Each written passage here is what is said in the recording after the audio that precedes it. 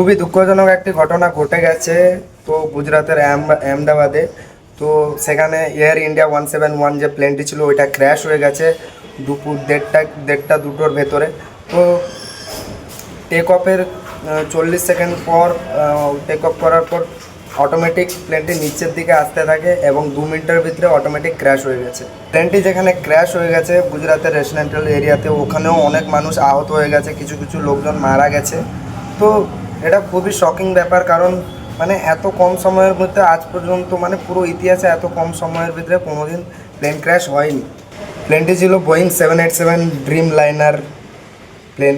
তো বোয়িং কোম্পানির এর আগে 16 বছর আগে প্লেন উড়িয়েছিল, কিন্তু আজ পর্যন্ত এরকম ক্র্যাশ কোনো নিউজ আসেনি। তো এটা প্রথমবারের মতো এত মানে এত কম সময়ে যে প্লেন ক্র্যাশ হবে এটা কেউ ভাবতেও পারেনি। এই প্লেনটির বয়স তেমন কিছু হয়নি, তো প্লেনটির বয়স মিনিমাম 10-11 বছর বয়স হয়েছে।